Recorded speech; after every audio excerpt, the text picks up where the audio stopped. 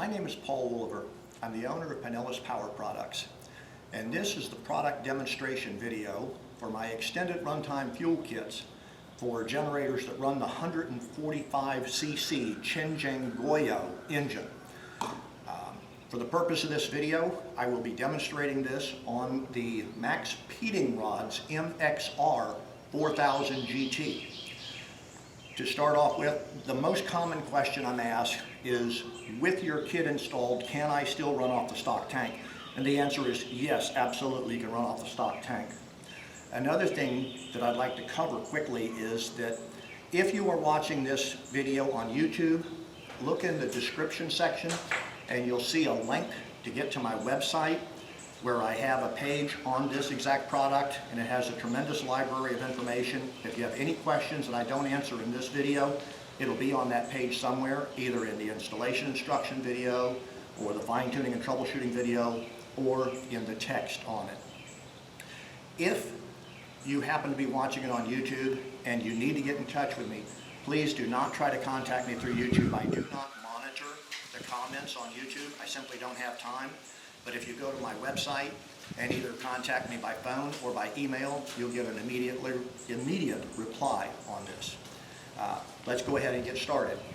As I indicated earlier, this will run off the stock tank just fine. I've got the kit installed. If you wanted to watch how to do that, look at the installation instruction video. But to run it off the stock tank, you use the straightforward instructions. Make sure that the fuel selector valve is in the on position. Make sure that the main switch is in the on position, and press the start button.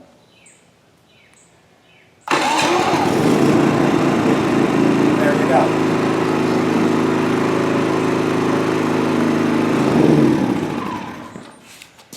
Now, if you'd like to run it off of my extended runtime fuel kit, once you've got the kit installed, it also has two additional components. One is a quick disconnect fitting that you'll install in your tank. On my website, I recommend the 14-gallon fuel caddy. I'm going to be demonstrating it with a 29-gallon fuel caddy, which is way overkill for this small a generator. The 14 gallons will run this generator for several days. So, if you've got the fuel caddy set up,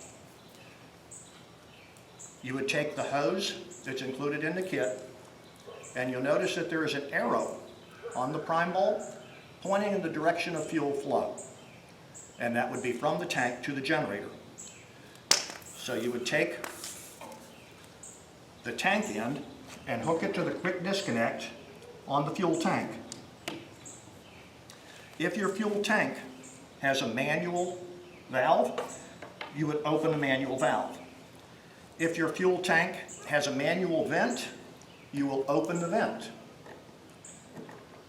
On the generator end, if you have one of my fuel kits installed, you'll open up the spark plug cover door and reach inside and grab the fuel hose and pull it out. Then you will connect the generator end. If this is the first time that you have been using this generator or this kit, this hose has no gasoline in it. It's all full of air. So you'll make sure that the fuel selector valve is in the on position, and you'll pump the prime bulb until you feel gasoline going through the prime bulb and into the generator. And that's simply to purge the air out of the system. Once you feel firmness in the bulb, you can reach over and move the fuel selector valve to the off position. With the fuel selector valve in the off position, it's pulling off the remote tank. With the fuel selector valve in the on position, it's pulling off the stock tank. And now, you'd simply go ahead and push the button again to start the generator.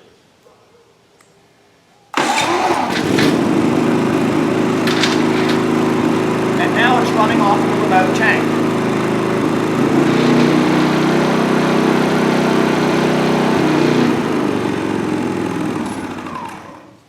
It's as simple as that. This system is fully automatic. It transfers the fuel by a fuel pump that, if you watch the installation instruction video for the kit, you'll see that it is a fuel pump, and it transfers the fuel at the proper volume and pressure that's needed to run this generator. So as I stated earlier, this is a legitimate fuel transfer system. It is not a gravity feed system. There is no need to strategically place the remote tank above the generator because, as I stated earlier, the fuel pump handles the fuel transfer. If you have any questions that weren't answered on my website or on the videos or anything like that, please do not hesitate to contact me, again, by email or by phone through my website. There is a link to my website in the description section below this video. And I thank you for your time.